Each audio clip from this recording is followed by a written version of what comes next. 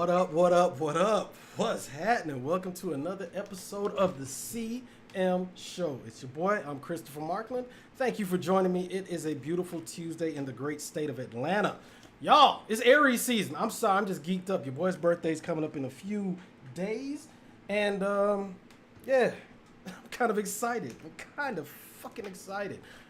Before we get started too deep into it, let me let y'all know this is an adult show. This is an adult show, so there may be some spicy language, as they say on what's a TV show like Ted Lasso. It's a little bit of, sorry for the fruity language. We're gonna be talking some shit tonight. It's gonna be an interesting topic, but before we get into it, who am I? I am Christopher Markland, author, entrepreneur, YouTube reviewer, lover of love, content creator, all of that good stuff. That is who I am. Thank y'all for joining me. Thank y'all for taking time out of your day, out of your busy schedule to join me and hopefully add to this conversation. All right. So tonight we are going to be talking about, I'm really looking forward to this one. Tonight we're going to be talking about when is it time to abandon ship? When is it time to abandon ship?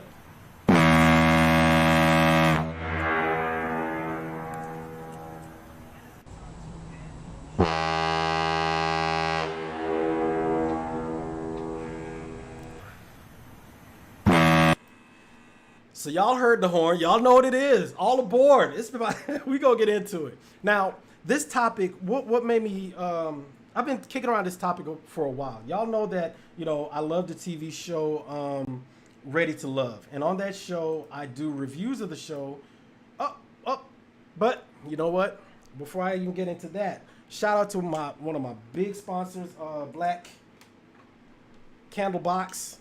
And she's working on a website right now, but if you hey, support her, you can go to theblackcandlebox.com. I think she's still up. You can send her a message. Tonight's scent is called Seashore because we're gonna be on the water, so it's only fitting that that's tonight's fragrance. All right, tonight's scent, I should say. So this is what we're gonna be get that little flame popping. God damn, I love that stuff. Anyway, what I was saying was one of the things that I do is I do a review of the TV show called Ready to Love. It comes on every Friday on the OWN television network, Oprah Winfrey's joint. And, you know, with my reviews, what I do is with the review, what I go into the show and I don't just do, I guess, a typical review. People go in and tell you exactly what happened and this, scene for scene, that kind of thing. What I do is just like I do with this show here, is we talk about relationships. They come in all different shapes, sizes, colors. Hey, whatever you're into, as long as it's 2 or more consenting adults, shit, have at it. Because love has no bounds, love has no definition.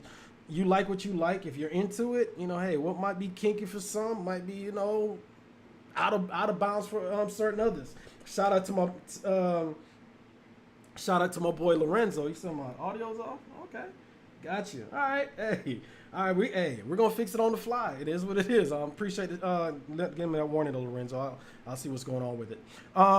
It's one of those things though, it's like if you're into, let me go back a little bit. The Ready to Love, right? So on the TV show Ready to Love, there are a couple characters this season a couple of the cast members that honestly should have left. But for whatever reason, they stuck around, stuck in the situation. And that's what got me thinking about this topic. When is it time to abandon ship? If you know that you're in a relationship and it's not going the way you want, it's a sinking ship, it's not working out, when is it time to get the hell off the ship? In fact, let's watch one of the clips from the show. Did you get to go talk to Tina? I've decided against that. And I'm not here for the fake. At this point, I don't want to talk to Tina. It's too late. This is a good opportunity for me to cut my losses with her and move forward with Dakia. So with that, you heard what my man said. Hey, it's time for me to cut my losses and move on with another one of the show's cast members. Now, if you're not a big fan of the show, if you're not a big follower of the show, you're probably like, oh yeah, who the hell are these people? But you heard the sentiment that my man, spoke right there. And for him, it's like, she's not giving me the energy that I wanted. She's not doing the things that I was looking for. And because of that, it's like, I got to dip. I got to dip, because if you're not getting what you want from your partner, whatever it may be, if you're not getting what you want from that person, then quite honestly, it's like, why are you in that situation? It's for him. What happened for him was he wasn't able to. Hold on a second, y'all. My bad. Oh shit! What the hell's going on here? Oh snap! For him, he wasn't getting what he actually needed from that other character, and her name was what was her name? Tina, I think it is. He expected her to show a lot more energy, a lot more involvement, and in order to be more in tune with what it was that he was looking for. Because he wasn't getting those things, then quite honestly, he was like, hey, this ain't what I want, this ain't what I'm looking for, and as such, he had to leave. Now, the things that people look for, that I think the main three things that people look for in relationships are communication, sex, finances, right? Those are the big three. Those are the things that I believe are necessary for any strong relationship to sail, right? Now, in the case of Paul that we just saw on the show, what Paul was lacking was communication. In other words, that character, Tina, wasn't communicating with him. They were on this big retreat, this getaway for the weekend. She never showed up, and nor did she call or text to say, hey man, I'm running late. My car, got hijacked by Shrek or some shit. She didn't communicate with him. So therefore, because of that lack of communication, he was left in the breeze. He was left stranded. One of the things that I spoke about in my review of this past episode, and also the one before, is that the universe does not like a void. If you leave it open for that other person to interpret or figure out what it is you're doing, then they're going to fill it with whatever they have at their disposal, be it insecurity, be it, just some abstract shit. Like I just said, oh shit, was her car, did a big eagle swoop down and steal her car? I don't know what happened to her. You start filling the voids of what happened. But if you don't communicate with your partner, if you don't hit that, and you see, that's why I put it up at the very top. Communication is key. If you don't communicate with your partner as far as what's going on, what it is you're feeling, where it is, then your partner is left up to interpretation. And that right there is why, that's one of the reasons that would cause a ship to sink. Another one is those red flags. When you first start dating somebody, when you first start talking to somebody, when y'all when y'all start, when you get into a situation with somebody, then if you don't observe those red flags and take them for what they are, you're gonna find yourself on a sinking ship, and next thing you know, you're gonna be drowning. I don't care whether it's like, for instance, I don't smoke. I don't smoke for edibles, but I'm just saying I don't smoke, right? So for whatever damn reason, I know the reason. Shit was good. I got involved with a young lady that did smoke, and for the life of me, it got on my nerves. It bugged the shit out of me. And ultimately, it was one of the many reasons for the demise of that relationship. But it was one of the reasons that relationship sunk. If you know that there's something about a person, if you know there's a character flaw about a person, and you know that does not work for you, why get your ass in that relationship? Why get your ass in that relationship? You know it's not going to work. The ship is going to sink, and no matter how many prayers, no matter how many, offerings and all of that other stuff that you put up, the ship is going to sink. A lot of times you ignore those red flags because you don't know your worth. And self-worth is key. if you know that who you are and you know what you quote unquote bring to the proverbial table, you're not just going to take any old shit. And a lot of times people will do that. We do that as people. We just say, you know what? I can overcome those things. You start making excuses. You start coming up with, well, okay, maybe, you know, I'm being too shallow, whatever the case may be, you know, and at the end of the day, you cannot do that. The reality is you cannot do that. Now, you find yourself on a ship. The ship is sinking. You damn near floating right above, you know, the water's right here. The ship it's a wrap. It's done. And what happens in those scenarios, though? Your self-esteem is just gone. So you find yourself with no energy. You find yourself just moping around because at that point, your whole world, think about it, you are drowning. You're underwater. You're in a relationship that is drowning. So you're underwater. You're scrambling around trying to figure out what the hell's going on. And in that moment, you know how you hear people who've been through near-death experiences. They talk about how their whole life flashed before their eyes. You start seeing all of those things. You're like, it's a state of chaos at that point, right? And it's like, you know, and then also you start doubting everything about yourself, and it's this miserable feeling that just comes over you because you're like, damn, I'm in a situation and I'm drowning, I'm floundering, you know. And like I said, when I was in that situation with that young lady and just a couple other relationships in my past, you know, when I sat and thought about them, I'm like, damn, why am I here? Why am I in this situation? I mean, I'm kind of cute. I'm an Aries. I'm from Jamaica. All kinds of chocolate goodness right here. What is going on? It's like, yo, what's wrong with me, right? You start doubting yourself. And if anybody says anything negative about me and my looks in the chat room, I'm kicking y'all out.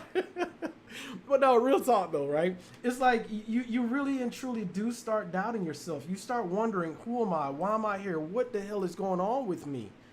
Right? You really do. That's where your self-esteem kicks in because you're like, damn, what is wrong?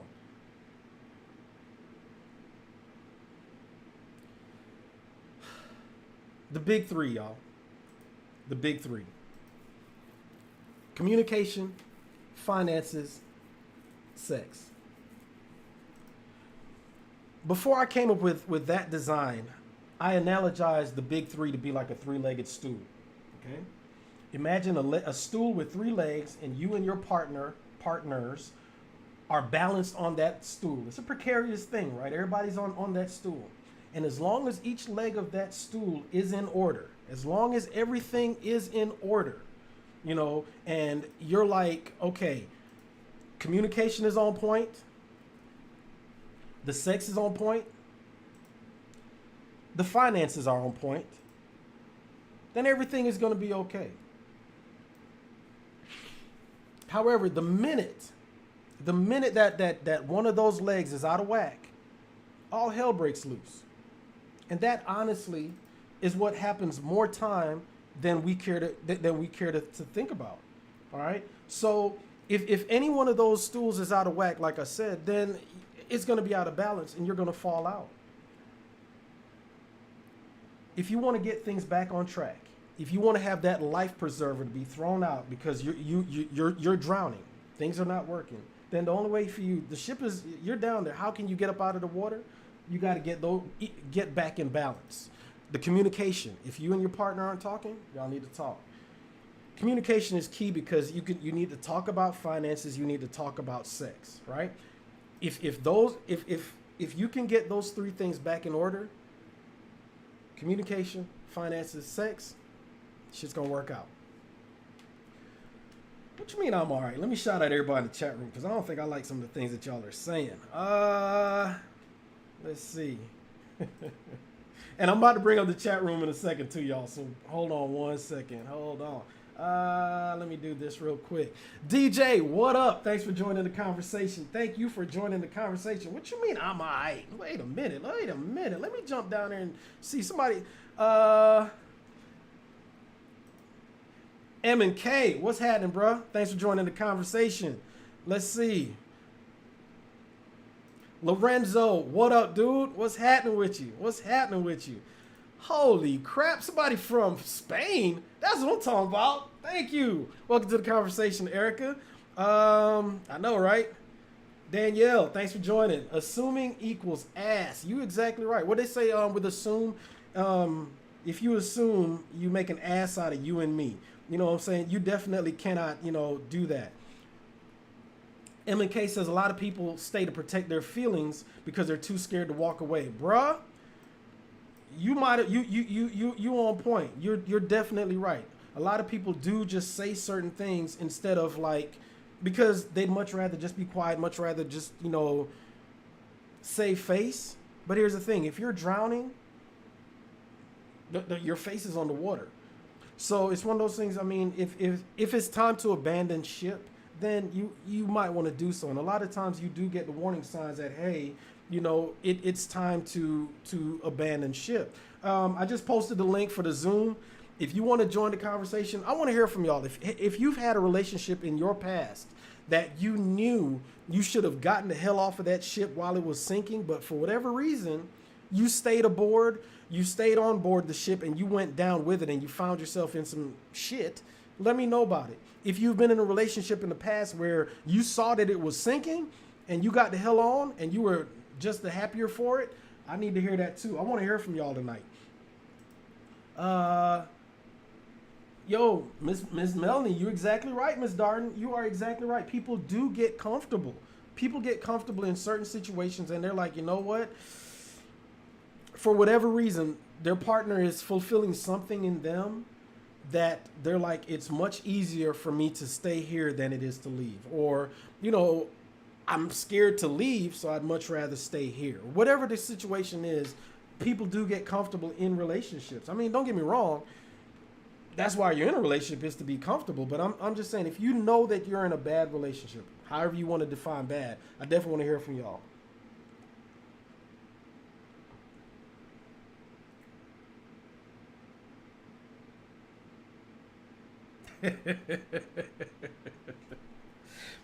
No, I'm laughing because I'm reading some of the comments. For whatever reason, they come through on my phone faster than they do on the computer. Let's see. Michelle said, I could write a book about one of my exes. Well, you know what? How about this? I want some of y'all to call in. Here's what I would like to do. Let me do this. Use fake names. Use fake circumstances. Okay? Danielle said the same thing. I plead the fifth, strictly here to see the comments. Y'all, I want to hear from y'all, because one thing I've learned, and here's the thing too, one of the reasons why I do this show is it's kind of like therapy for me, y'all. I get to talk about some of the relationships in my past. One thing I do not do is I don't use names. I don't use, they say, I use allegedly, okay? Because I'm not trying to put nobody on blast, and I'm not talking about my current situation. I'm not talking about anything. I'm just these are situations that either I have talked to people, spoken to someone else about in conversations, because your boy's always run his mouth, or it's things that have happened to me.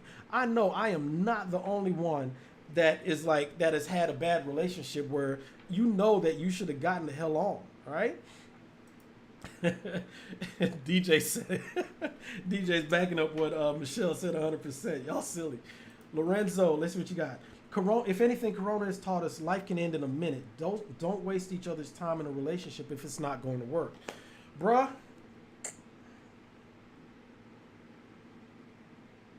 that is so true. That is so true, my friend. That is absolutely so true. And I just put the Zoom link in there once again. That is so true. Like I said, I've got a birthday coming up, and a couple close friends of mine have also celebrated birthdays because they are blessed to be Aries. Everybody else, okay, whatever. Anyway, no, but for real, I've had a couple people, including, and as I'm celebrating my birthday, we've had conversations about life, where it is, life, where we're going, that kind of thing, right? Where we are in life, where we are as people, all of those things that we're dealing with. You start thinking about your mortality, you start thinking about your age, you start thinking about all of those things. So as I've gotten older, I've come to realize that I've always known it to be true, obviously, but as you get older, you realize that life is, like my man said, life's too short. And you start to realize what's important, what isn't important, what are you wasting time on, what are you what are you not doing that you should be taking more seriously? You know, and like I said, what they say, death and taxes are the two inevitable things in life. So you start looking and saying, okay, where am I in life? Where am I in all of these things in order to make my life better? And if you're in a relationship that's not the best, if you're in a relationship that's not necessarily working for you, then you can either do one or two things. Either you can fix it or you can get the fuck on. It's just that simple, you know. And if you can't fix it, then again, you for me, you look at the big three and say, okay, what is it that I can fix in my relationship? Is it the communication? Okay, how can I better communicate with my partner? How can I communicate with him or her in a healthy way? Is it, if it's the finances, then okay. Why is it and you know what? Let me break down the big three a little bit differently too. Let me do that because on its face, it may seem just communication, finances, and sex, but in reality, it's a little bit deeper than that. Okay. Now, communication is pretty straightforward. It is communication. Sex is not necessarily and this is for me. If y'all disagree, again, I definitely want to hear what y'all got to say. Sex for me is not necessarily is not about the physical act of sex. It is about intimacy. It's about closeness. It's about all of that good stuff. So you can actually be intimate with someone and not necessarily physically have intercourse. Don't get me wrong. I mean, if you're gonna season that thing, hey, it's on the pop and let's do this, right? But you don't necessarily have to be you don't have to be physically intertwined with somebody, an entanglement and all of that good stuff for that particular aspect of the big three to kick in. Finances is not necessarily about money. Finances is about trust. Think about it. You work X amount of, you earn $20 an hour. That means that in order for you to earn $100, you have traded in 5 hours of your life, and the compensation for those 5 hours, you went to work, you did 5 hours worth of producing widgets. All right. So you make one widget per hour. You've made five widgets, and for every widget, every hour you got paid $20. You've made $100. You bring your $100 paycheck to the house and you give it to your spouse. And instead of your spouse using it to buy groceries, to buy necessary stuff for the house, your spouse instead runs out and buys a brand new video game or buys a brand new pair of shoes. And now everybody in the damn house is starving because you brought home the money and they basically wasted it. So what that person did is they took 5 hours of your life and threw that shit away. How can you trust someone with your money if they are not a good steward of your money, aka your time? So again, finances isn't necessarily about money, the specific dollar amount, or making sure, hey, we got money. If you ain't earning money, then that's not necessarily it. Don't get me wrong. I do know that most relationships do fail because of the finances, but in this particular case, finances are not just about money, meaning everybody is working, that kind of thing. It's about trusting your partner to make sure that the money that we do have is used for the betterment of the family. All right. And of course, communication is just that, communication. Are we able to talk to each other? And keep in mind, y'all, communication isn't just about you running your damn mouth. Communication is you listening to your partner, meaning that is your partner comfortable that they're being heard? In other words, if he or she says something to you, do you hear them, or are you just waiting on a either to interject, or are you waiting to just waiting to talk? You've had those conversations with people, and it's like you can just hear them. They wait until there's a moment's silence, and then they're jumping in, throwing in their point, knowing damn well they didn't hear shit that you said. That's the communication. If you have those issues, if your ship is sinking, then you have got to be able to talk about whatever the issues are in order to communicate with them. All right. So somebody just texted me something. I'm sorry. It's amazing. Every time I do these shows, I get more people texting me and stuff because they're watching, but they don't want to say anything. It's like, man, jump on in. And here's the thing. If you want to jump onto the Zoom call, I meant to tell you as well. If you want to be a part of the Zoom call and you do not want your face shown, just let me know. I definitely have it to where your voice is there, but your face does not have to be shown. The only thing I ask is that I can see you in the Zoom call to make sure that you ain't some rando person or whatever. But your face does not have to be shown on the live broadcast, meaning everybody in YouTube land sees who you are. Nah, we don't have to do that, but I do want to hear what you guys have to say. Let me go back and touch on a few of the things that some people have commented.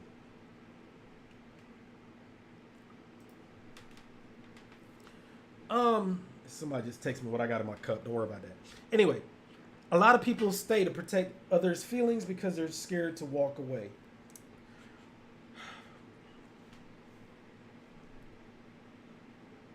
That goes back to kind of sort of to communication, but I definitely understand that because I've been in that situation, that circumstance myself, where instead of us being able to communicate about what it is, we weren't able to do so.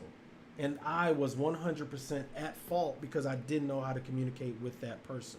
I was too scared to say what I had to say, and we weren't comfortable enough with each other to be able to say the important things that you need to say to somebody in a relationship.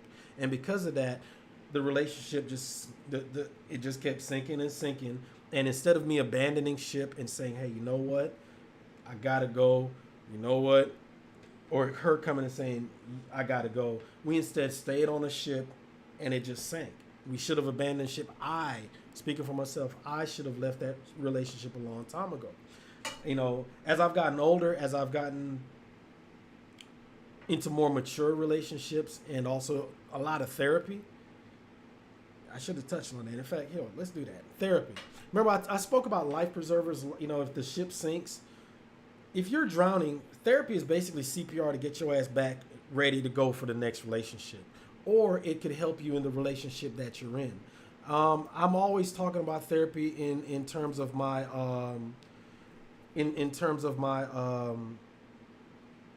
reviews. You know, it's something I'm always championing because I tell you what, therapy has helped me so much. Therapy has helped me so much in dealing with a lot of the traumas from previous relationships going all the way down to my childhood. You know, there's a lot of shit that happened in my childhood and moving forward that has affected relationships, and as I've gotten into adult relationships and even going into my marriages, I should say. So it's one of them things where it's like if you don't address those things, you are going to continually repeat those mistakes. You have got to get therapy in order to deal with the issues that you have, and then and also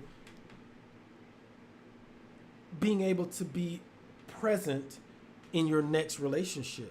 A lot of times, I mean, I've known people. In fact, think about it. What's old boy's name? Big dude for Saturday Night Live. What's his name? Keenan. Divorce. Let's see. What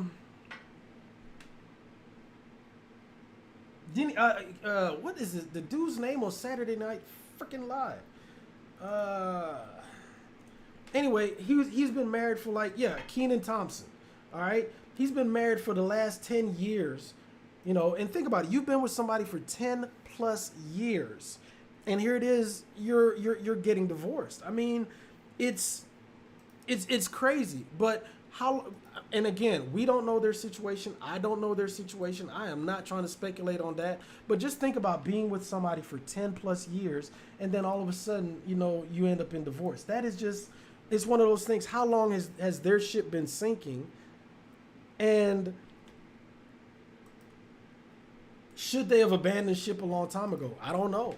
What I am saying is that no matter how long you've been in a situation, you look at Will, and I'm going to have a show on Will and Jada, by the way. Yeah, Kenan Thompson. Thank you, DJ. Kenan Thompson. You know, and don't get it twisted. I am definitely going to do a show. I am going to do a show on Will and Jada. I'm kind of letting all that die down a little bit, and I'm not gonna get into all of that dumb shit, because there's more to it with Chris Rock, Will Smith, and Jada Pinkett Smith. It's one of those things for me as I look at it, and I can see why he lashed out. Anyway, stay tuned for that show.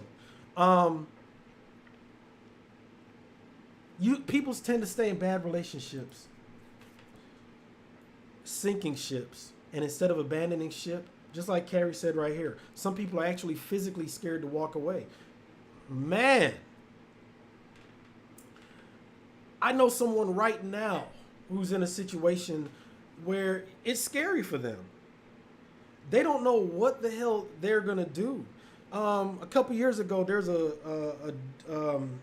forget who it was, some actor or some shit like that, where his wife was basically left him, so he just nutted the hell up, and next they found her body. No, it wasn't. No, it was Anyway, it was something I saw on Netflix. It probably would help if I had my notes together. My bad, y'all. I'm just going off memory. Anyway, it's like the cops came to his house. He's like, I don't know where she is. Lordy, I'll help y'all find her. No, good and damn well, this dude chopped her ass up and had her buried up under the front porch. So it's like, yo, people are scared to walk away. Carrie's 100% right, and let's see, Carrie said, speaking of therapy, a lot of our kinfolk will concede to talking to someone but are against any sort of medication. A lot of us need to be put on something. That's true. However, I'm not that medication. That's I don't know. I guess for me, that's one of the reasons why I have communication instead of medication. I think a lot of it, for me in my past relationships, I have most of the problems boiled down to the lack of communication, and I was super guilty of that. It's not. It wasn't until I got older and started going to therapy that I realized that I gained my voice. I gained my confidence. Don't get it twisted. I've been a shit talker since fucking football. I would talk that shit because, again, I am a black Jamaican Aries man. Ain't shit I can't do. I got that shit from my father. That dude there's nothing that man couldn't do. And as I watched him, I realized, shit, I can do it too. And I passed it down to my son. If it can be done, damn it, I'll do it. However, what I wasn't good at is relationships because I didn't have a confident voice. That goes back to what I was saying, all of the past relationships, the past trauma from my childhood, and a lot of it boiled down to abandonment issues. I'm just being real with y'all and just sharing some of the stuff with me. So because of those abandonment issues that I had, I tended in relationships to be a people pleaser, and to my detriment. So essentially, I would give until I didn't have anything left. And instead of me having that voice, that confidence to say, hey, this ship is sinking and here are the reasons why, I don't want to abandon ship, but I need for you to get on the other side and start rowing. I'm going to get on this side and start rowing so we can or better not rowing, but start bailing this thing out. There's water coming in. I need your help. Hey, let's start getting this water out of this ship before we end up, capsized.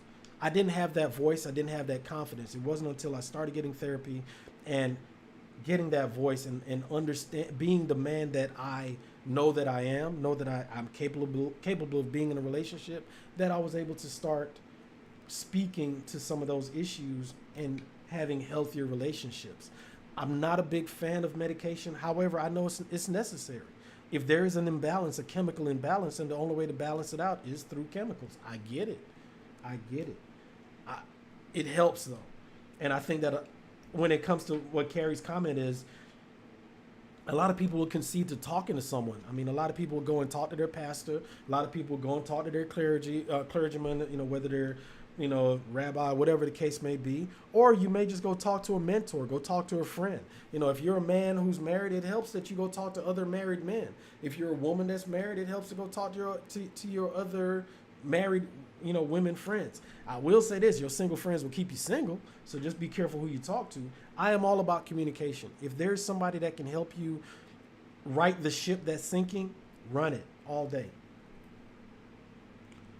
MK says some folks just get married for IG. Man, what? Shit. Or they go through their whole relationships on IG. It's on social media. Look at Kim and Kanye. Their whole shit. Before they got married, everything was on the red carpet.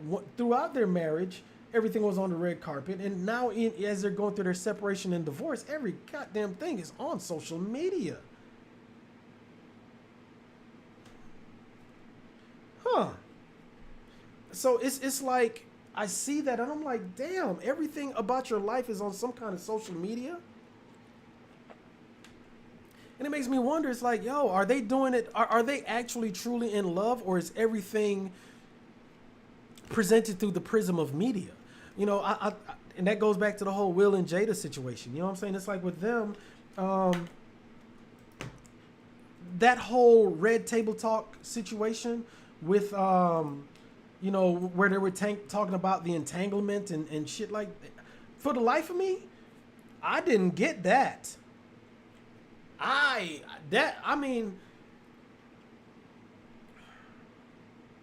Real G's move in silence. I've always felt that. It's like, yo, if you're going to do, people do their shit. They do their shit. Nobody's perfect. People are going to make mistakes, and life is going to life. Okay? However, if you know that you are doing some shit, yo, everything, or if you know that your situation isn't the best or whatever, man, keep that shit to yourself. But a lot of people, it's like they do shit, and it's instead, it's not a genuine reflection of their relationship. And it's like they're doing it either for likes, they're doing it for the, I don't even know what it is, but that it's not a real representation as far as what their relationship really and truly is. They're just doing it for the show. And I don't understand how people do that. I know why they do that, especially in this day and age where everything's about media. I get it, but that's not what real relationships are about. And I think that a lot of people, when they see the hashtag relationship goals and all of that shit, what they then start doing is thinking that that's what real relationships are about. And in reality, it's not. In reality, it's not what real, true, happy, honest relationships truly are.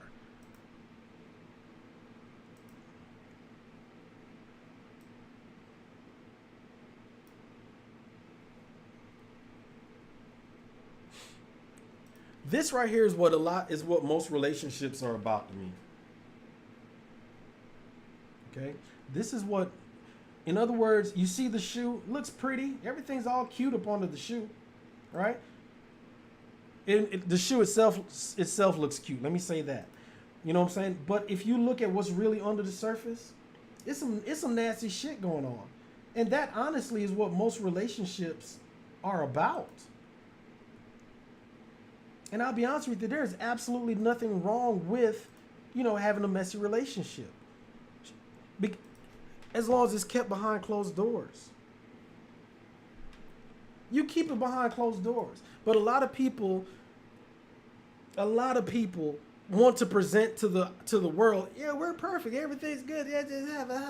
Fuck all that. They know good and damn well it's not. So my thing is, don't present to the world something that's not true.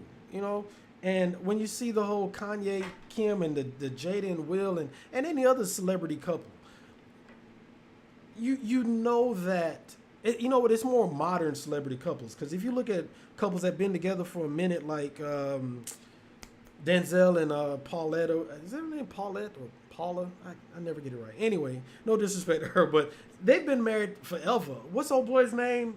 Mr. Motherfucker himself, Samuel L. Jackson. He's been married to his wife forever. Hell, even look at President Obama and Michelle. they've been together forever, and they have no choice but to be, in the public eye. But if you look at their marriage aspect of it, you don't know nothing really and truly about what's going on with their marriage outside of the snippets that you may get from their book or something along those lines, right? You don't really know exactly day to day. They're not every day posting a picture about, "Ooh, look at us," knowing damn well that it's not a real situation, right? Let's see. Carrie said, "What about some people don't feel validated in their relationship, so they attempt to get validation online?" That makes sense. A lot of people do that. Hell, I wonder if I'm doing that. No. Again, this is therapy for me. Not necessarily validation, but honestly, this is therapy.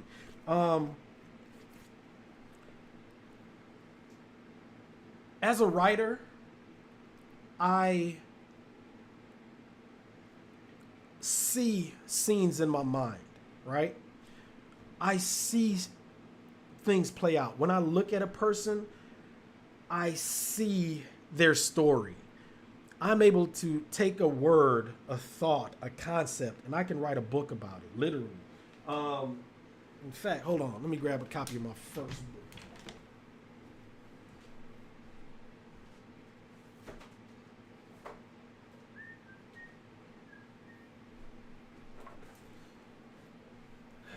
All right. This is, in fact, hold on.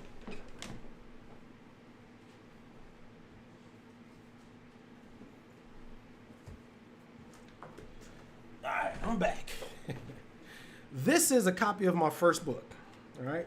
This is a copy of my first book, Desperately Seeking Exclusivity. This book started from a joke between me and my then wife.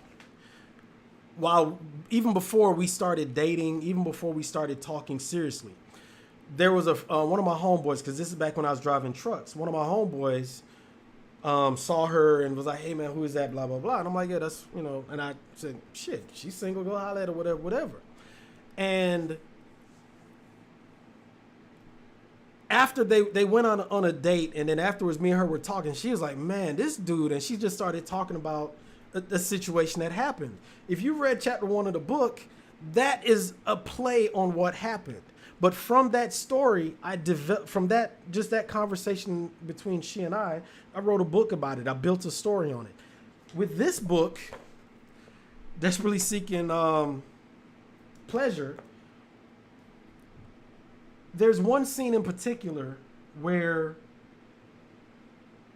they're on a plane, and one of the characters was deathly afraid of flying, to the point that she damn near dug her nails into another character's into the thighs of her husband on the flight.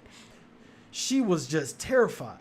That actually happened to me. I was on a plane with somebody, we were talking, and the minute that plane rotated and took off, shit, you'd have thought we were on the Titanic for real. She was ready to abandon ship. That story came from that. I'm saying all that to say, I see concepts, I see ideas, and this show is my way of the things that come into my mind, I'm able to share them. So I'm actually able to get them the hell up out of my head. Because if not, my trainer said this the other day, I'm a cerebral dude. I'm always thinking, I'm in my head. I'm one of those dudes that's in my head. That's why for me, communication is so important, because I think about everything.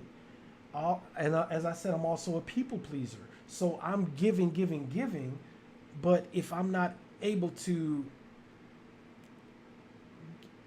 get it out, then it stays in my head and I'm not able to give. My love language is gift giving. My love language is acts of service. In other words, it's physically doing something. It's giving to someone else. So if I'm not able to get those thoughts out of my head, if I'm not able to get those concepts out of my head, it literally drives me crazy when I'm in a relationship, because I don't know, I can't talk. I can't get it out. This show is therapy for real, because I'm able to talk to y'all.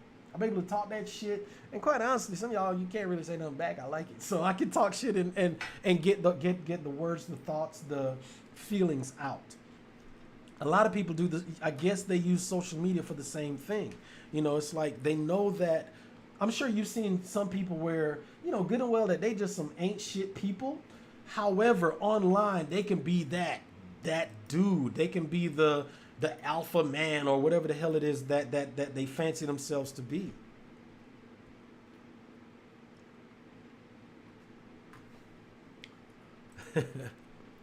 M&K says, what about these married women who get their opinion from their single friends?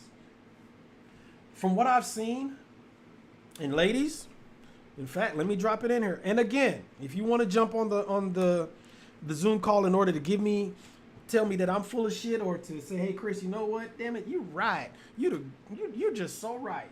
The Zoom call is there. Just jump on in. If you do not want your audio to be shown, please let me know. I mean, excuse me, if you don't want your video to be shown, just let me know, and I will make sure that nobody can see you. Your face will be covered, but you and everybody can hear what you're saying. They just won't be able to see you. Anyway, what I was saying, what was I saying? For me, I think that a lot of married women think that they're losing out, I guess. I don't know. That's the only way I can put it. And by being married, they're not able to, they see their girlfriends free.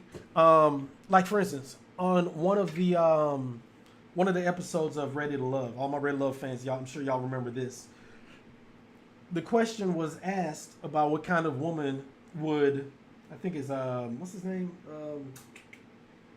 Demetrius. He was asked the question, or his homeboy asked, said that what kind of woman would he like? And his homeboy answered the question. I think that Demetrius wants, I know he wants a submissive woman. Good Lord, you'd think that he called her everything but a child of God. I'm not submissive, and that's just not my default position, and it went downhill from there. I think that a lot of married women, and ladies, if I'm wrong, if I'm off base, y'all let me know. A lot of married women think that being with their husband, they lose their identity and they're no longer the individuals that they were when they were married. Especially when they see their single friends just out there doing whatever they want to do and not having to report into anyone. So it makes sense that, okay, if this person, and they seem to be having the time of their lives, again, that social media prism, where you can present everything, yeah, you see them going on trips and girl trips, this and all that, but you don't see the lonely nights or anyway, so I think that may be one of the reasons why a lot of women do that. That's just how I see it. I don't know. M&K says, old generation, they fight for their marriage. I'll be honest with you.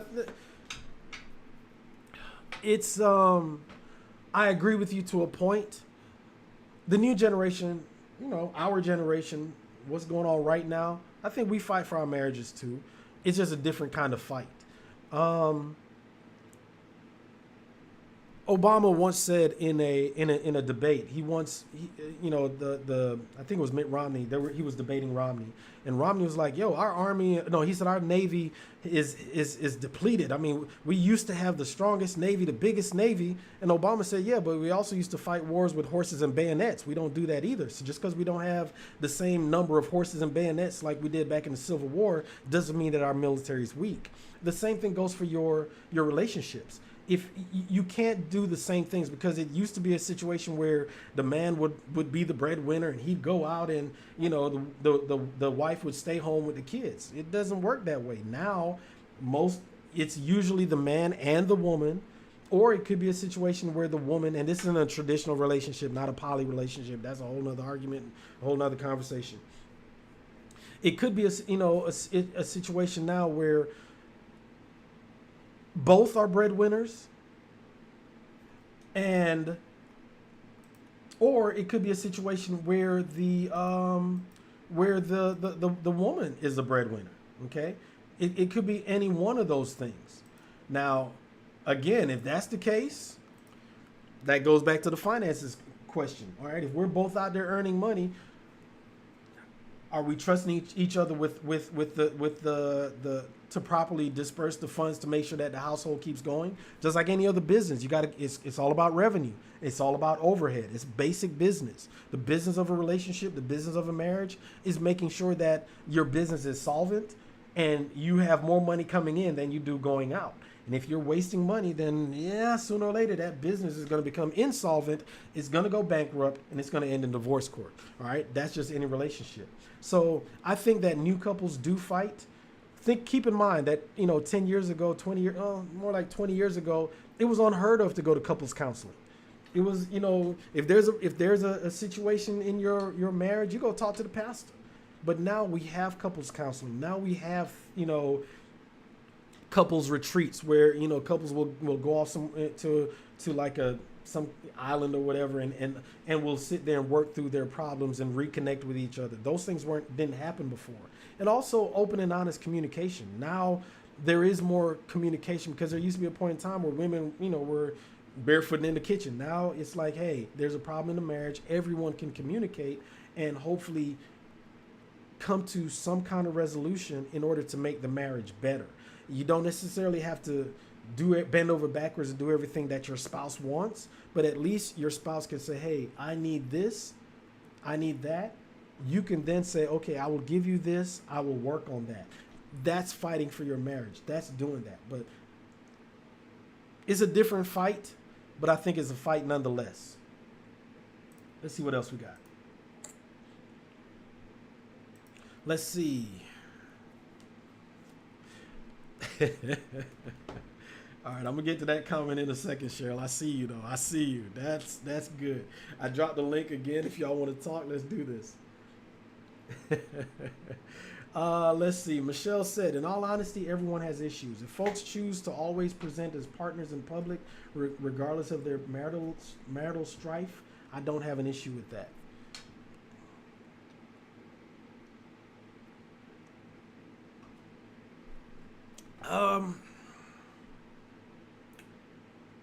Let me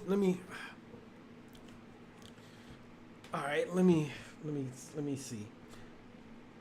Everyone has issues. If folks choose to always present as partners in public, regardless of their marital strife. Okay, you know what? I agree with that. Nobody, I'm sure you've been to a party or an engagement where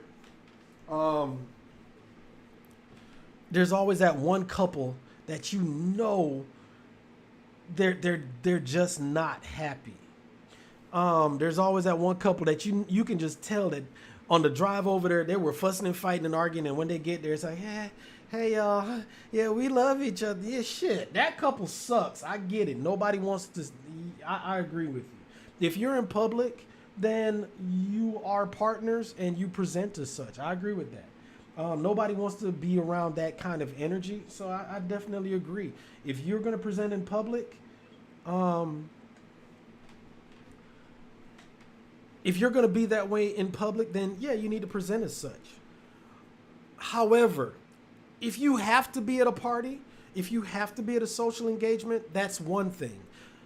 If you then say, okay, I'm at that party and we're not happy, but there's this one picture where we just look like we are the happiest couple ever. So I'm going to choose that picture and put it on social media and present that as the overall basis of our relationship. I don't necessarily agree with that, because what you're doing is you're putting on for the gram.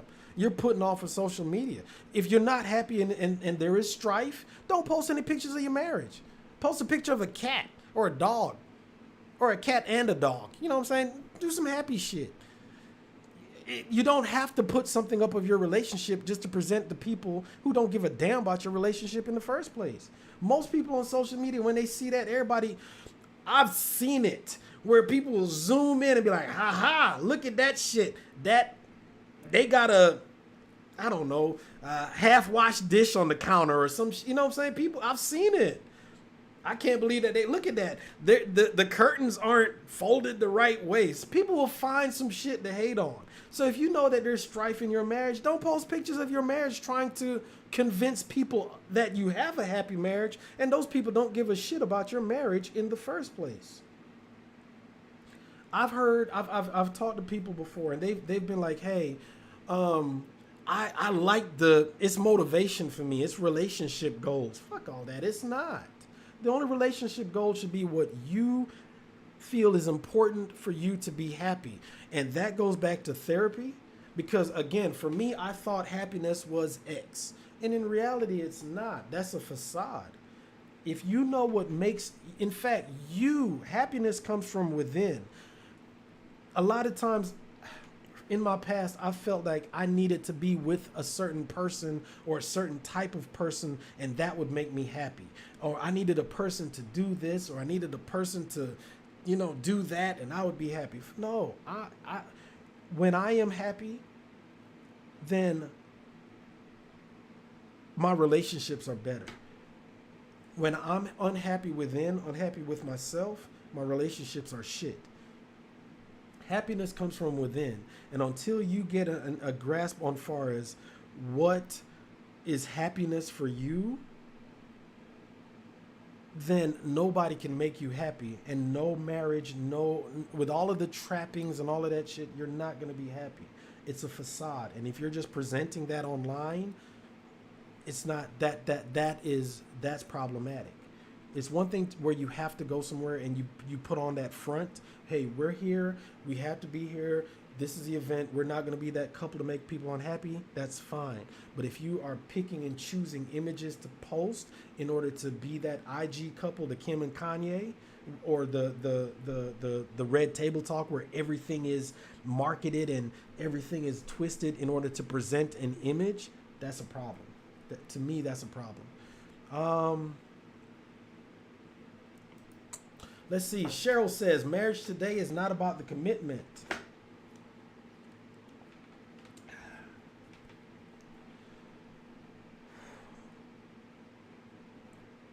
I agree to a point. I think that the biggest part of marriages today is that people don't know who or what they're committing to. Again, because we live in a social media era, a social media generation, it's essentially like this. For those of you who, if you're looking for a job, what do? You go to LinkedIn, you check the company out, you see what kind of reviews they are. If you're looking to hire a particular vendor to come into your house and do some work, or, my man in M&K, like in the transportation industry when I was in that, if you want somebody to come and work on your truck on the road, you look at their Google reviews. If you're wanting to date someone and you what do? You look at their profile. You swipe left, swipe right? And the same thing goes. Hey, I met this person online. What do? You go look them up and check their Instagram. You go check their Twitter. You go check their IG. So what you end up doing is you end up falling for who you think that person is as opposed to who they really are. And you end up committing to the facade as opposed to the real person. And this goes back to the communication, and this goes back to the topic of the show.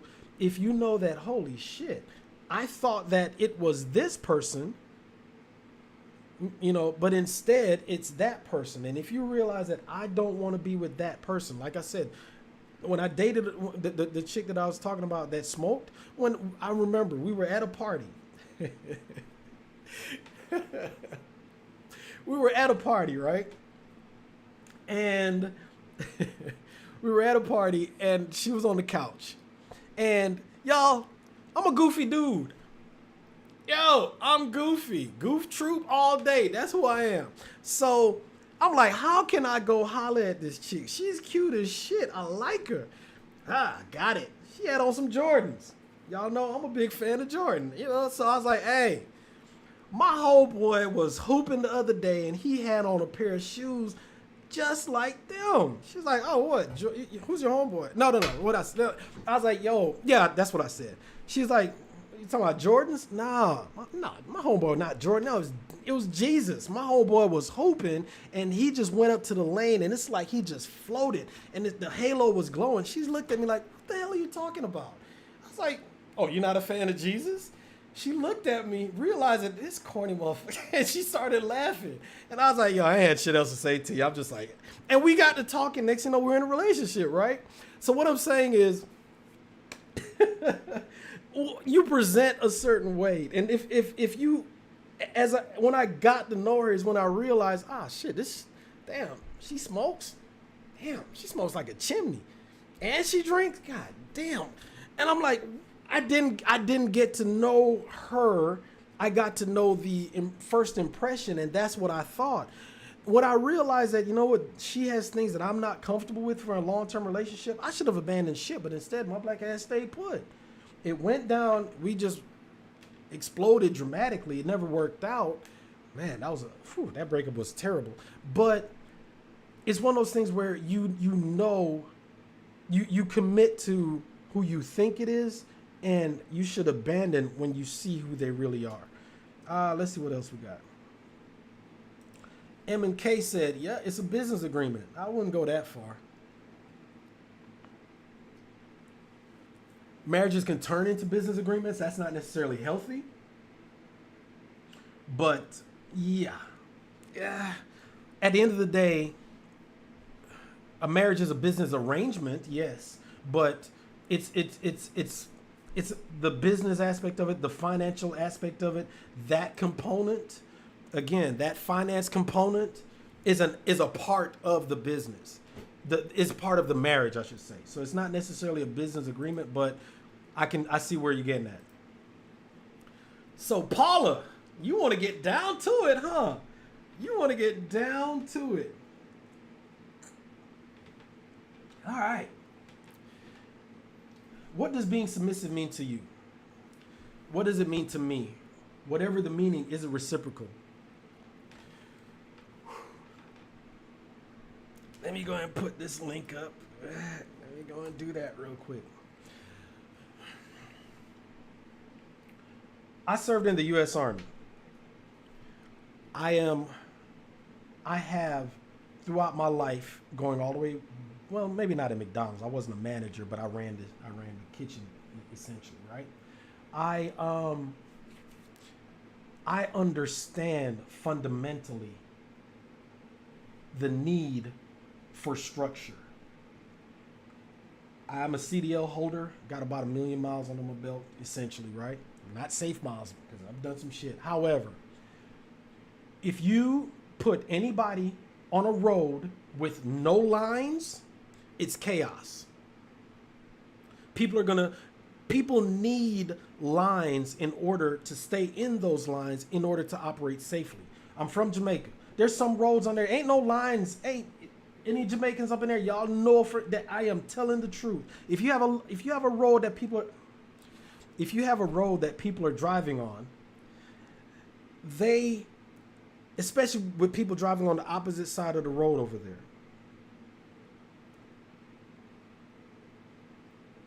if people are driving on the opposite side of the road, what happens then is people are now adjusting. Like we went to Antigua, same situation. You know, people are trying to make do and they're adjusting, but everyone's adjusting individually. In the military, there is a structure. That's the reason why you wear rank. That's the reason why either the officers have it on their shoulders, the enlisted personnel have it on their arms. There's a reason for that hierarchy.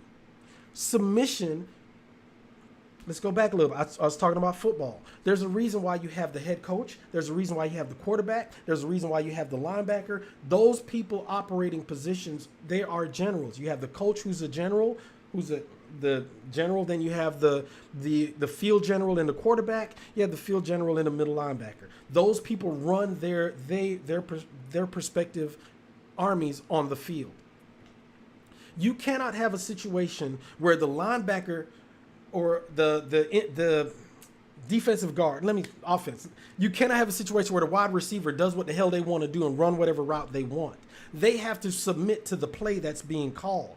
In the Army, you cannot have a private that just decides to go run off and do whatever the hell he wants to, even though the battle plans call for everybody to move to the right, but I got Private Dickhead running off to the left. How successful can you be in battle? You cannot have a marriage or relationship where the person who's supposed to be the head it says, hey, family, we're going to go here. But wife is like, fuck that, I'm going to go there. That's not submission. However, football, even though the quarterback calls the plays, he can audible because his center's like, hey, that linebacker's blitzing. If you watch any football game, you see the offensive lineman pointing. They're communicating to the quarterback, hey, bro, look at that over there. That dude's blitzing. So that play that we called, we need to audible up out of there. And then the quarterback sees it, respects what that center says. They audible, instead of us going right, which is where the blitz is coming from, let's go left. You have the husband, just using this analogy. The husband's like, family, we're going to go right. The wife is like, hey, husband, you don't see them crocker gators over there? If we go right, we're going to go into that swamp. Husband, I think we need to go left. Now, that husband can either be an asshole and be like, no, we're going to do it my way. No, that's not alpha. That's just asshole. Submission doesn't mean that you just do whatever the hell it is that the head says do. It doesn't work that way. Submission means, hey, family, we're going to go this way, and you follow and support in that.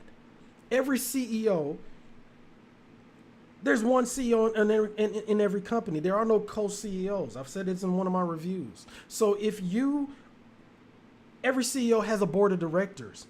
Every CEO also has the C-suite, CFO, CIO, COO, and all of those people. Yes, they report to the CEO, but any smart CEO that just says, the hell with it, I'm going to do what I want to do, that company's going to fail.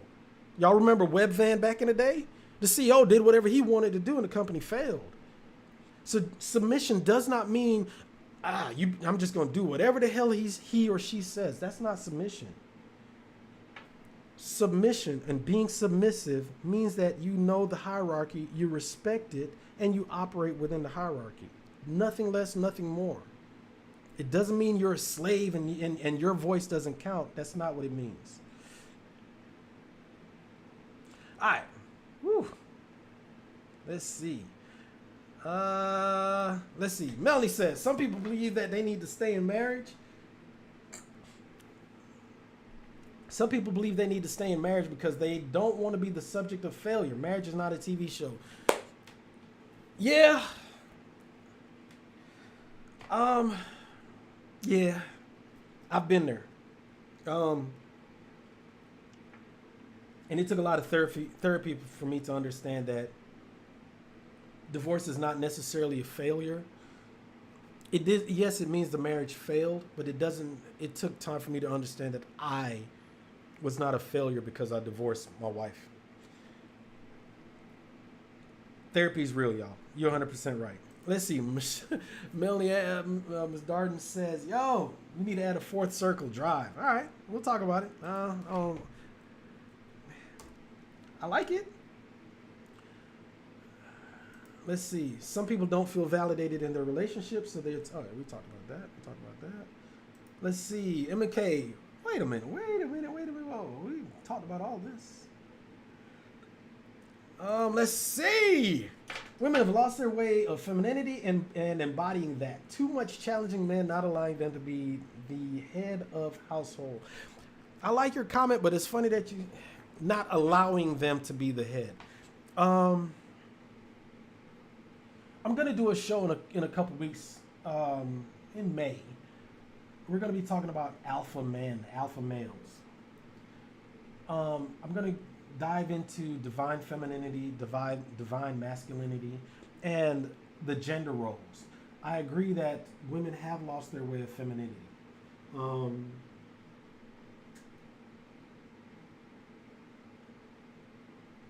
I agree. We're going to talk about that. I want to hear. I definitely. We are going to talk about that one. It's something. The reason why I stopped at the word allowed, challenging men, not allowing them.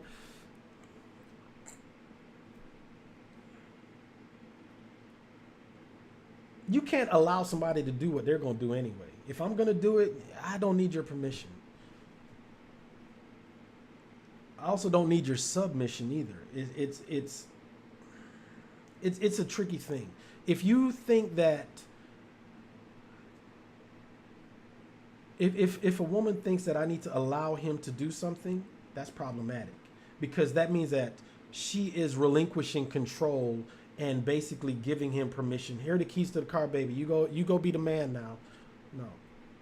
And the problem is not with her, the problem is with him.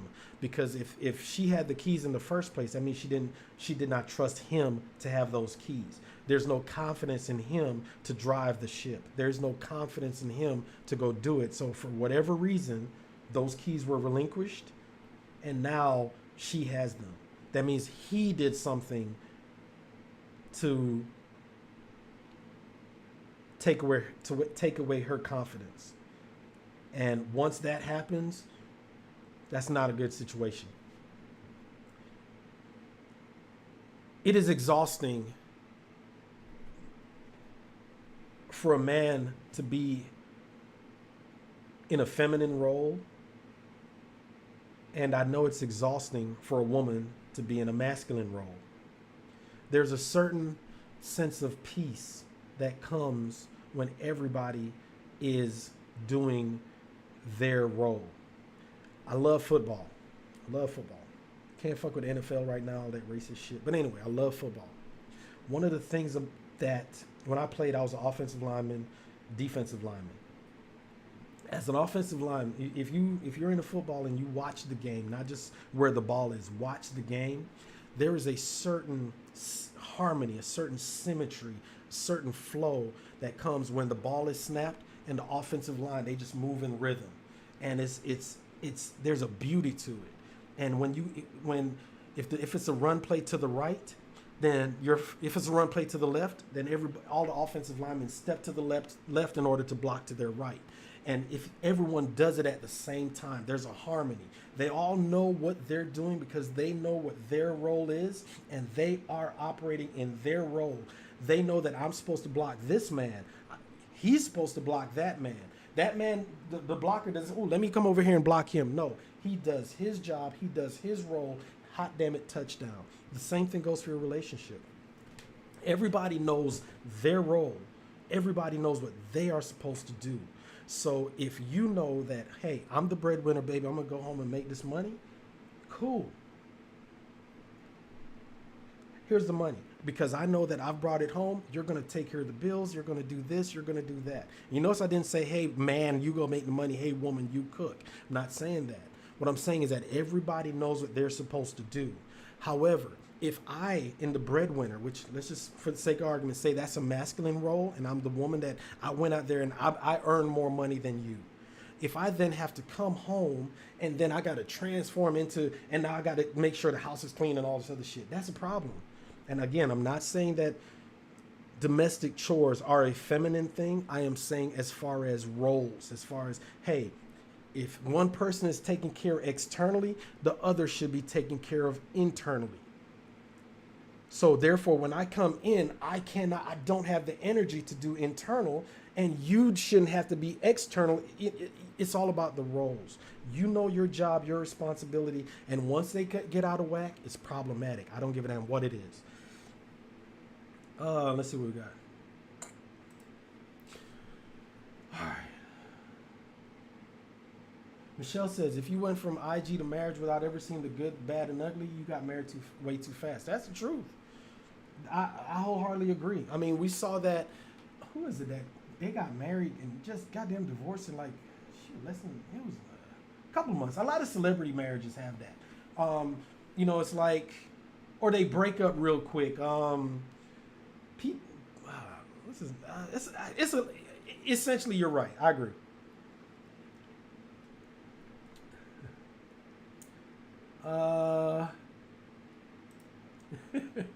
I'm just saying, cat and dog. It's like, yo, just post some happy shit. There's some funny stuff with cats, man. I love it, especially on TikTok. Let's see. Danielle said, jump the gun on the last post. Background check, yes. We did a show on background checks a while back, and a couple weeks ago. And basically on that show, what we talked about was, on that show, the conversation was doing background checks. Think about it. On every job that you've ever applied for, if you're not an entrepreneur and you went to go work for somebody, they did a background check on you, and hopefully you did a background check on them. You know what I'm saying? I hope you just didn't be like, ooh, let me go work for this company. No, you want to know what the hell the company's about. So like I said, you went to LinkedIn and said, okay, what are the reviews? And on the flip side, they interviewed you to see if you were a right fit for the company. I think a lot of times that people don't do proper background checks when it comes to relationships. Like I said, that's what happened to me. I should have asked, I should have asked old girl that, the smoker, be like, yo, okay, so you smoke, because if those are the things that are problematic for me, I should have said something up front. Hey, you know what, you cool and all, you sexy as fuck, but you know what, this ain't gonna work. I didn't do that. I didn't do a proper background check, and when I realized that it was a problem, I didn't abandon ship. So you're exactly right, Melanie, you gotta do background checks, for sure. Dana said, hot topic. Hell yeah, it is. Shit, every hot topic. Let's see. Cheryl said, men and women hate to learn to both be submissive at certain points in a relationship. Know your place. Hell yeah. Hell yeah.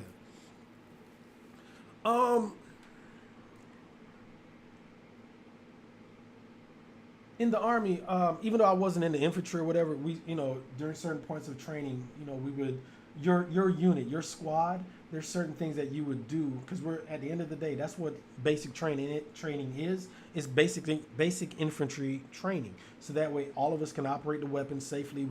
There's certain basic infantry tactics that you need, that all military personnel need to have, right? So we would go in the field, and there's certain things that we would have to do as a unit.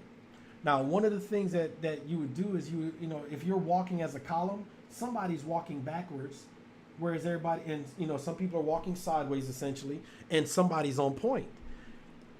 If your responsibility is to guard the rear, you are submitting, the point person is submitting their back to the person who's at the rear, because they don't know what's behind them. They are trusting that the person who's at the 6 is covering their 6. If you're on point, you're looking ahead. You are scouting ahead. You trust that the person behind you, you submit to them that, yo, they got me. And that's what submitting is trusting that the other person has you. And there's nothing negative about being submissive. Now, on the last review of Ready to Love, I talked about the trust fall exercise. Submitting is essentially a trust fall exercise. You say, you know what, I'm going to submit and I'm going to fall back, and motherfucker, you're going to catch me. You're submitting to the fact that they're going to be there. And it's up to that person to catch you.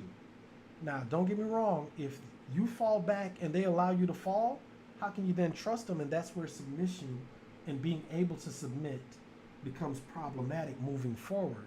That's where therapy comes in, to have the conversation as to why didn't that person catch you. Well, he didn't catch me because he don't love you. No, he probably didn't catch you because you weigh 400 pounds, but when y'all got married, you were at 100. So you put on 300 pounds. Why'd you put on all that weight? Well, I'm just unhappy. Okay, why are you unhappy? Well, he did this. Oh, okay, so that's the root of the problem. Let's fix it.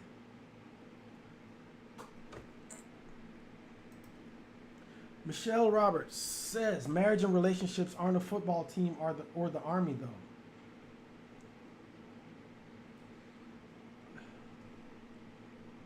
They're still a team.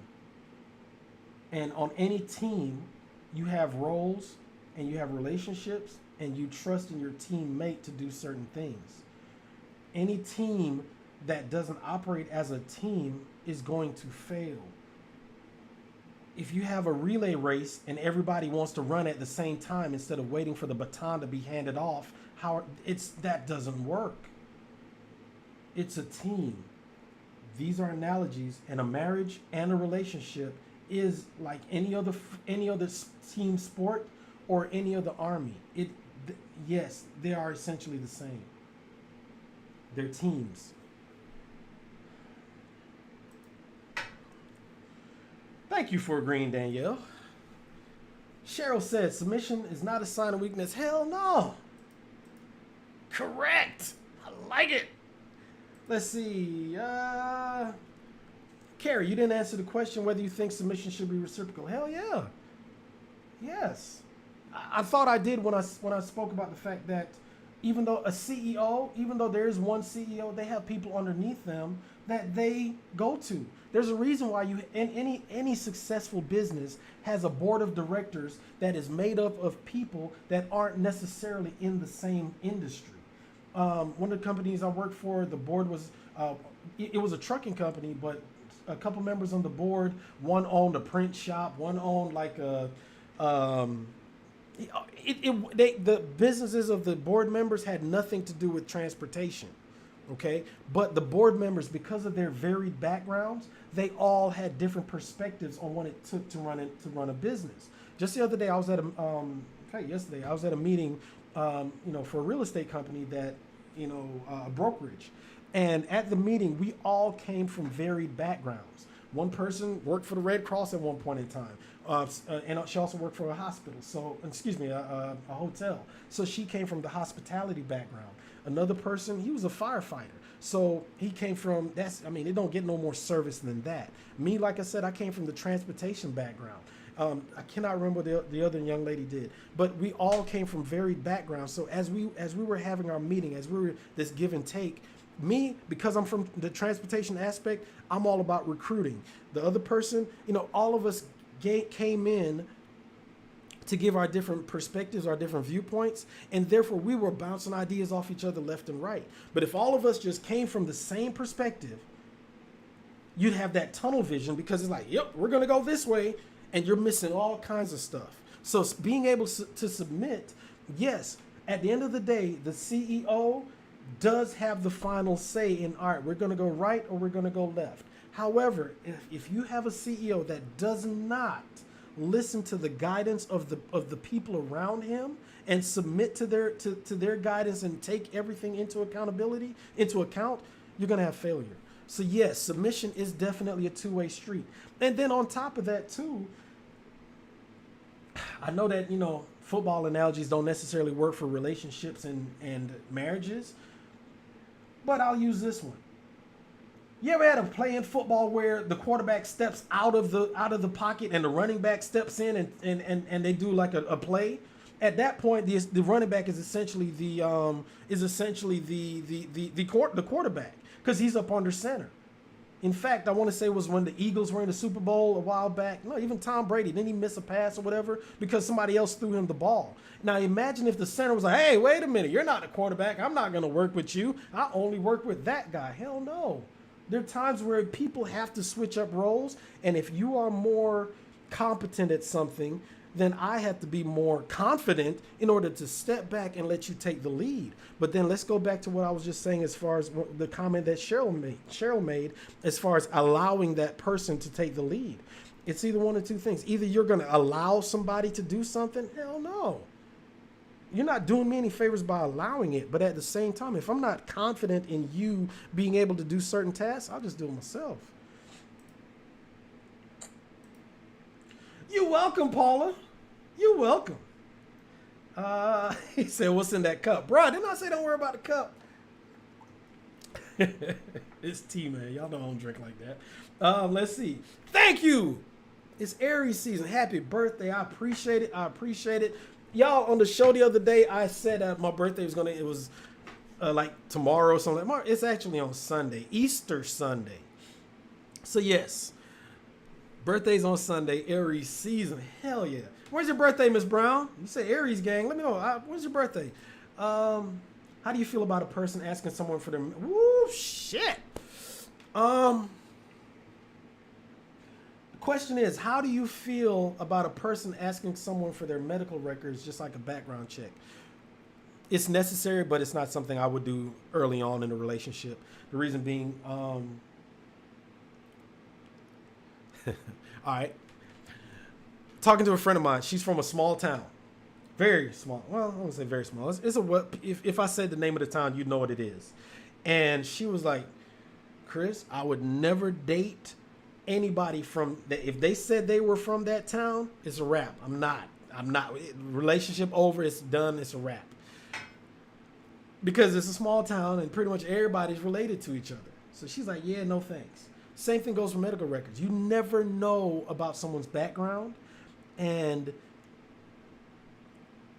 if you're going to get into, you want to know all aspects of potential troubles, as it were, medical ailments, medical histories, that kind of thing. You want to know if there are certain genetic dispositions. And so you do have to have the conversation. You do have to have the conversation. But again, it's about communication. You have to be able to talk to that person and and for them to understand that, you know, hey, this is important. So yeah, that's a conversation you do have to have, but I wouldn't do that necessarily early on. I'd probably wait a little bit. What do you say for what? So you can see. Actually, yes.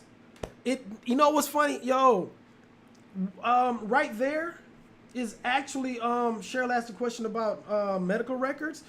Actually, yes. Yes. Because think about it. Life insurance is cheaper if you buy it when you're 20 or 30 as opposed to when you buy it at 50. Keep in mind, again, I know it may sound callous. However, there's a reason that finances is a part of the big three. You have to have communication about finances. How many when I used to drive trucks, there was always this one, I'd go to a truck stop or whatever, you'd always see this one old dude can barely walk still driving. Why? Money.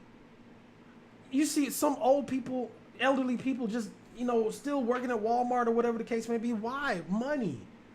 Because God forbid they were married to somebody and that person passed away because of a condition that they could have prepared for, because it's like, hey, your granny had breast cancer, your grandmama had your great granny, your mama, everybody had breast cancer, so it's in your family tree. Let's put something aside and make sure we got life insurance so in case something happens, we'll be able to, I'll be able to live, or God forbid I get hit by a truck, you'll be able to live. Yes, that shit's important.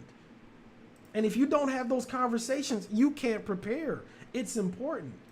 It is very important. Why can I not read it? Miss Brown, Cheryl, when I worked in public health, we would have couples come in for STI screening and the results were disclosed to both parties. Hell yeah. Hell yeah. You got to have them, like I said, you got to have them conversations. Dana says, submit to each other. Why do people have an issue with the word? Shit, hell if I know. That's $1 million question. I promise you. I'm going to have a show on that's coming down the pike too. We're going to talk about submission, all of that stuff. If you want a team to work, one part of the team has to submit to the other. Like I use the analogy of a relay race, and I get it. Again, a marriage relationship is not about a team. It's not a football game or the military. I get it. But these analogies, as far as I'm concerned, they apply. If you have a relay race, the lead person, everybody. All right, y'all know in Jamaica, we the fastest people on the planet. We the best. Yes, Lord of us. So anyway, Usain Bolt, he was the fastest. He was the fastest man on the track. It's the 4x4 relay. That means there are 4 men who run 100 meters each. Usain Bolt was the last man. That means he submitted to the other 3 to do their job. He didn't say like, well, shit, I'm the fastest. I'm just going to run the whole damn thing since I'm the fastest man out here. No, he submitted to his teammates. And each one of his teammates did their job, did their duty, did their responsibility, because they trusted that the man that handed the baton to them did their job, and the man handing off the baton knew that that person that he's giving it to was damn sure gonna do their job. Now, don't get it twisted. They had a hell of a closer in Usain Bolt, but before Usain could get the damn baton, it touched the hands of 3 other men, 3 other people on his team, and they did what they were supposed to do. He trusted in them, and even when he got the baton, he trusted that the man that was handing it off was going to hand it to him in such a way that it wasn't dropped, it wasn't fumbled. The work that the other men up to that point would go for naught if the baton was dropped.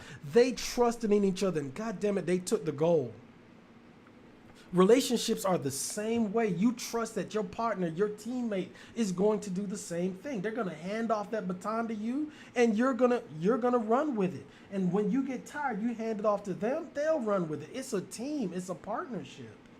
But if one person doesn't trust the other to do what they're going to do, or if one person doesn't allow the other person to do what they're going to do, for whatever reason, you don't trust them. So therefore, I'm not going to allow them to drop the baton. I'd rather just hold on to it for myself.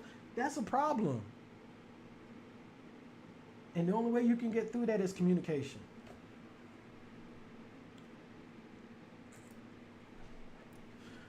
Using protection for sex, is a man thinking about using protection against pregnancy, or it all depends on his trauma. It all depends on his trauma.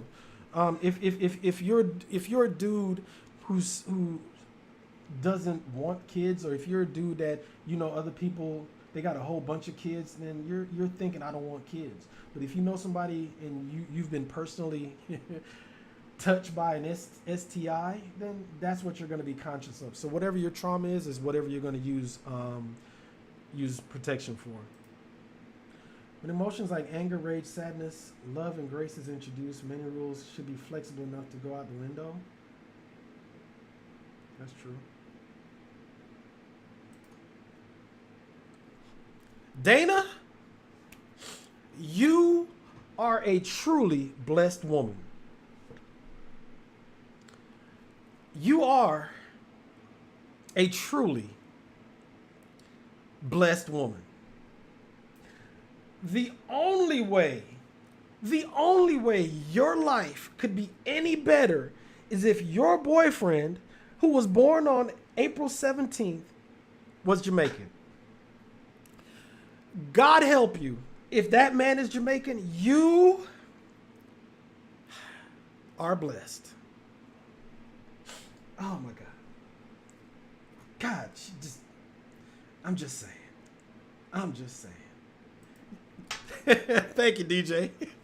It's teamwork. I think that I've always believed that I've always prided myself on being a leader and a good manager of men, manager of people. And the reason why I'm able to do that is because I'm able to speak to each person that is a subordinate to me in a way that motivates them. It's exhausting for me because I've always been like, who motivates the motivator? That's why I talk and, have friends and people like that who understand my energy and then can feed that back into me and build me back up. And I'm like, yeah, let's do this. When I don't have that, then I'm empty, I'm depleted, and it's hard for me to function. But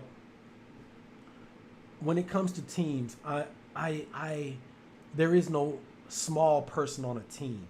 There's some people, you hear the people talk about like the janitor and the CEO. Both of them work. Both of them are important to the company. Their responsibilities may not be the same, but they're both important. That's why they're on the team. So I'm a big believer in that. I'm a big believer in that. What you mean, hush? Dana, I'm just saying.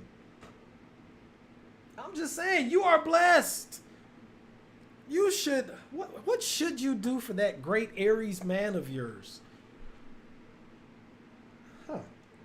Consult your orthodontist.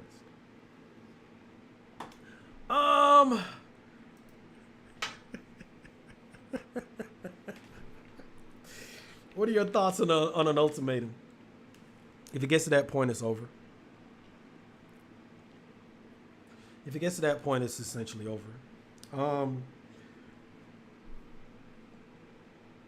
Don't get me wrong. You have to have clear boundaries, and there comes a point in time where, analogy time.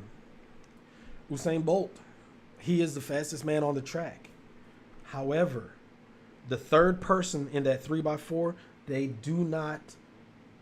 cannot hand off the baton properly, or they keep dropping it when it's their turn, so that he doesn't even get a chance to finish the race. If that person is the weakest link, boundaries have to be set. Sir, you can only do this one more time, or else you're off the team. Is that an ultimatum? Yes. But is it for the betterment of the team? Yes. The ultimatum is essentially abandoning ship. You have got to get the hell off this ship. You've got to go. Or we are going to get off this ship and we're going to go somewhere else because it will not work with you. If you have to do that at that point, essentially it's a wrap. But can you fix it? Sure. Sure you can. Y'all, this has been fun. I've been running my mouth for a minute. This has been fun. Like I said, my birthday's coming up Sunday. For my Ready to Love fans, I am not sure if I am going to be able to do a review this week. Not quite sure. I'm not even sure what the hell I'm going to be doing. But I'm gonna do my best. I'm gonna try to do one. But at the very least, even if I am not able to do one for next week, I'm still going to be doing another. We already have the next Markland Mondays in topic already locked and loaded, ready to go, and that topic is going to be spring cleaning. We're going to be talking about spring cleaning, right? We talked about the background checks. We talked about abandoning ship and all of that stuff. But here it is. It's springtime. And therefore, you know, people, this is when you start going through your closet and start throwing out stuff. And, you know, you start making room. You know what I'm saying? You start switching out the old winter clothes and putting them up in storage or whatever the case may be. You start spring cleaning. You look at your life. One of the reasons for that topic is, like I said, it's my birthday. So I'm looking at the things that I did last year or this past year, but I'm also looking ahead for next year. You know, I'm blessed to see another year, you know, God willing. It's not here yet, but yeah, I'm speaking it into existence. So therefore, I'm looking at, all right, Chris, you did this. Now it's time to do that. You know, I made a transition, like you hear me talking about transportation, but I'm in real estate now, and I love it. I love it. I get to interact with it. It appeals to me. I am a salesperson. As you hear, I can talk a little bit. So I made that transition in March because of a couple years. I forget when it was. Anyway, the decision to go into real estate, the seed was planted by the same person I was on the airplane with. You know, she was a real estate agent, is a real estate agent. She told me the benefits of it. I listened. That seed blossomed into a hell of a career. So we're going to talk about spring cleaning. We're going to talk about the things that in your life that you're like, hey, you know what? I need to put that on a shelf. I need to do something different. You know, I need to evaluate where I am in life and transition into something else or transition into a different relationship, whatever the case may be. So next week, the topic is going to be spring cleaning. I'm going to be putting some information out there. If you got thoughts or whatever, let me know. Let me know. What you mean? What you mean? What's wrong with the picture? Your boy is cleaning. Just saying. You got a clean house. Anyway, y'all, I appreciate you coming in. Shani, thank you for the birthday wishes, ma'am. Thank you so much. I do appreciate that. Hell yeah, many more. Thank you. Thank you. Thank you. Nice legs. That's a nice dress. Oh, it's cute. Like that. Anyway, y'all, it has been fun tonight. I definitely plan on seeing y'all next week. Thank you so much for joining me. And as always, y'all, please, please, please stay determined. Y'all have a good one.